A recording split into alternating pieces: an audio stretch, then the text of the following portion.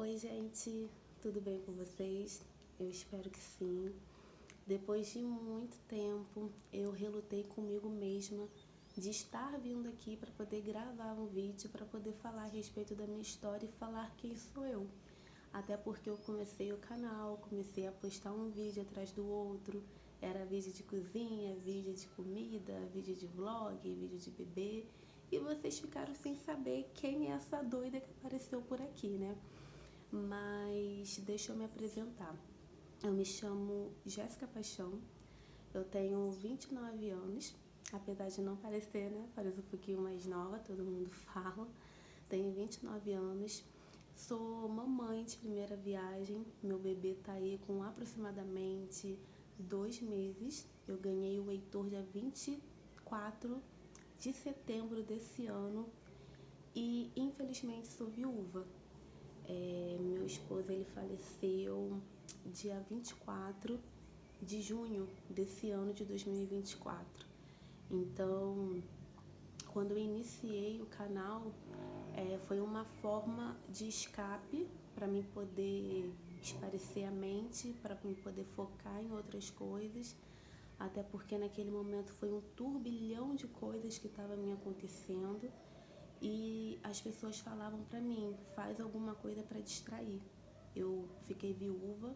No dia do enterro do meu esposo, eu estava fazendo aproximadamente 7 meses de gravidez. E eu passei esses 3 meses aí sozinha. Não sozinha, né? Porque o Senhor sempre esteve comigo. Mas espera aí que a gente vai conversar sobre essa história. E antes de começar a conversar, eu vou conversar com vocês como se eu estivesse frente a frente mesmo. Não sei fazer vídeo, não sou assim muito de gravar, mas eu queria estar aqui para poder falar com vocês a respeito. Eu tô com a minha espada aqui, minha Bíblia, e eu quero compartilhar um texto da Palavra de Deus com vocês, que se encontra lá no Salmo de número 37, a partir do verso 5. E vocês vão entender o porquê. Antes de todas as coisas, eu quero estar falando sobre a palavra. Fala assim: entrega seu caminho ao Senhor, confie nele e ele o ajudará. Eu até escrevi aqui, não sei se vai dar para vocês verem. Salmo para o meu 2024. O que acontece? Eu vou pegar lá desde o começo para vocês poderem entender um pouquinho da minha história. Eu não vou editar o vídeo, tá? Se eu editar, eu vou colocar algumas imagens, algumas fotos para vocês entenderem. Gente, todo começo de ano, eu, Jéssica, tenho um mistério com Deus. Tem pessoas que gostam de passar a virada do ano na igreja, outros na praia, outros em casa. Tem imensos lugares para você passar uma virada de ano. Eu já tenho um particular com Deus que eu gosto de passar dentro do meu quarto, de joelhos, orando, entregando aquele ano que vai se iniciar para Deus.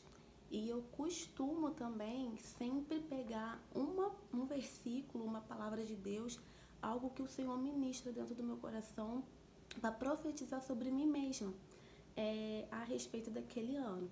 Já teve anos que eu profetizei Salmo 40, teve anos que eu profetizei Salmo 23, teve anos que eu profetizei outras palavras. Só que na metade do ano passado, Deus ministrava dentro de mim para profetizar esse Salmo de número 37 a partir do verso 5. E assim eu fiz. A gente sabe que vida com Deus, gente, quem caminha com Deus sabe que a vida é uma caixinha de segredos. Viver com Deus é algo assim extraordinário, sobrenatural, é coisa linda, porém Deus às vezes nos desafia, Deus às vezes nos prova. E comigo foi assim. Eu lembro que eu orando, ano passado eu orei com meu esposo dentro do quarto. Ele não era meu esposo ainda, ele era meu noivo. Foi até na casa da minha mãe que a gente passou a virada de ano. A gente orou de mãos dadas, entregando esse ano de 2024 ao Senhor. E eu lembro que depois que eu levantei da oração, eu falei para ele: Rafael, tá vindo uma coisa muito forte. Eu senti uma angústia muito grande dentro do meu peito. Ele falou assim, não, amor, não vai acontecer nada não, isso é coisa da tua cabeça, sabe, tentando me acalmar. Mas a gente que anda no espírito, a gente sabe quando Deus está querendo falar alguma coisa. E assim foi. Entramos no ano de 2024, a minha igreja sempre faz campanha de janeiro profético.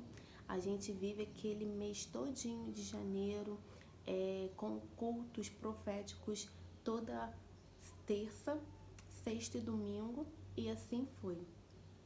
Quando chegou, a gente foi nessa campanha todinha.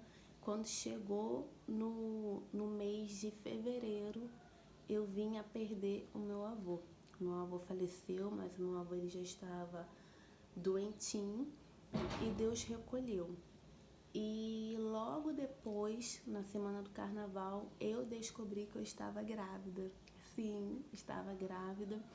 E eu e Rafael, a gente não era casados ainda, estávamos noivos. Tivemos uma queda em dezembro, mas logo assim da queda a gente se levantou, a gente quis se consertar com Deus e quando eu descobri a gravidez, eu casei com ele. Eu não casei porque estava grávida, a gente já estava com o casamento marcado para abril, mas como eu descobri em fevereiro, a gente adiantou um mês, então casamos no dia 15 de março. Eu estava aí com aproximadamente 3 meses, né? Casamos e assim que a gente casou, mas na verdade antes da gente casar, quando a gente namorava ainda, a gente havia recebido alguns alertas da parte de Deus. Coisas do tipo que tinham pessoas que não estavam satisfeitas com o nosso relacionamento, pessoas que estavam, infelizmente, fazendo trabalho para nossa vida. Só que a gente não ligava, assim, pra gente era indiferente, porque estávamos na presença do Senhor, éramos muito abençoados, não tenho o que reclamar. A gente passou namoro, a gente passou noivado, muito abençoado, tanto que eu lembro que eu falava pra ele o seguinte, a gente não briga, né? Tem tanto casal que briga, que se arranha, que discorda um do outro, e a gente não, a gente se completava. Eu tinha achado a pessoa que há muito tempo o Senhor havia prometido para mim. O Rafael, ele foi, não foi somente um noivo, não foi somente um esposo. Rafael, ele foi um amigo, ele foi um protetor, ele foi uma pessoa excelente e extraordinária que Deus colocou na minha vida. Aprendi muito com ele, da mesma forma que eu tenho certeza que ele aprendeu muito comigo também. Mas voltando, casamos e logo assim que a gente casou, tudo desandou. Eu não sei explicar como que as coisas aconteceram, mas sabe quando você se dá super bem com a pessoa e da noite pro dia, eu chego até me arrepiar, da noite pro dia tudo mudou. Foi da água pro vinho, foi de 8 a 80, ele mudou completamente. E a gente começou a brigar muitíssimo, a gente já não se entendia, a gente já não tinha diálogo, aquele relacionamento que era doce, que era sadio, que era saudável, do nada se transformou em um relacionamento tóxico.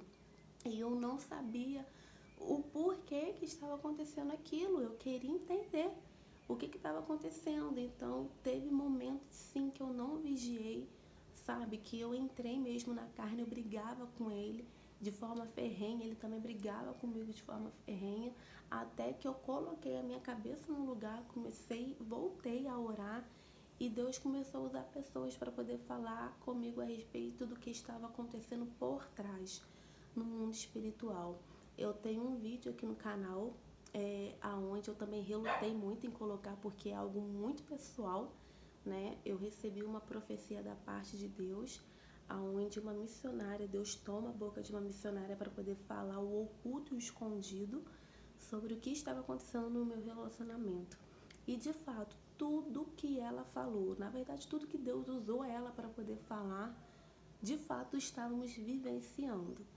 Mas prove a Deus recolher ele. Na profecia, o próprio Deus fala para mim que iria recolher ele.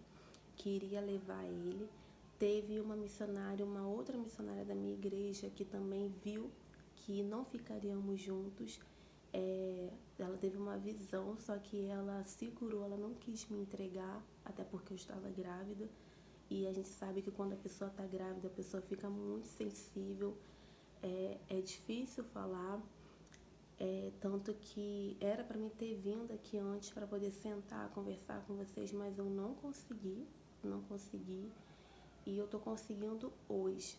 Então eu passei aí, ó, foi 7 meses, 5 meses depois, eu estou sentando aqui para poder conversar com vocês a respeito do que aconteceu.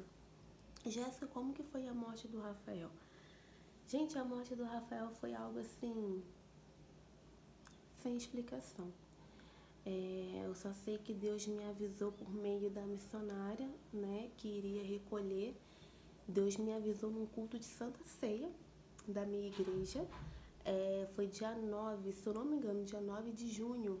E no dia 24 ele faleceu.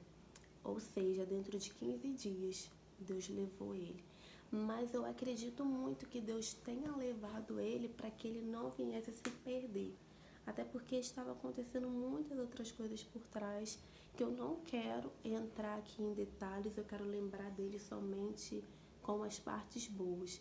Então, tem uma frase que fala o seguinte: Deus sabe o que fala, Deus sabe o que faz e a gente não sabe o que diz. E é verdade. E Deus levou. Eu lembro que no dia, deixa eu contar pra vocês, a gente tem a nossa casa em uma outra cidade. Eu trabalho aqui na Serra, então durante a semana todinha eu ficava aqui na Serra, na casa da minha avó, para poder trabalhar. Todo final de semana eu descia para minha casa, para nossa casa, para poder ficar com ele. Então no dia do falecimento dele, no dia da morte dele, eu não estava na cidade. Eu lembro que nesse dia eu havia chamado ele para poder vir, que eu precisava conversar com ele, porque a gente estava brigando muito, muito, muito, muito, muito. A gente não estava se entendendo. E eu lembro que eu falei assim pra ele, na verdade eu falei com Deus. Eu falei: Deus, essa é a última conversa que eu vou ter com ele. E eu falei pra Deus: se não der certo, eu quero o divórcio. Gente, 3 meses de casamento. E o casamento tava assim, virado. Eu orava muito por restituição, eu orava muito para que Deus viesse a fazer alguma coisa. Eu orava por restituição, ele já queria divórcio, para vocês terem noção de como que tava pesado o negócio. E eu peguei, falei isso, né, com Deus, orei com Deus. E uma da parte da profecia, se vocês forem lá para poder ver, Deus fala para mim: não me peça misericórdia, porque sou eu naquele lugar. Ou seja, no dia do acidente, Deus não queria que eu pedisse misericórdia, porque ele ia levar mesmo. E nesse dia, eu entrei em contato com ele, a gente conversou minutos antes, horas antes do acidente. Chamei ele para poder subir a serra, para poder vir me ver, para a gente poder conversar. Só que logo depois eu recuei, eu falei: não, acho melhor não subir não. Ele até falou comigo: eu ainda estou trabalhando e se der eu subo. Aí eu falei pra ele: Rafael, não sobe não, porque vai ficar muito tarde. Ele ia largar do serviço umas 6 horas. E eu falei pra ele: não sobe não, porque vai ficar muito tarde.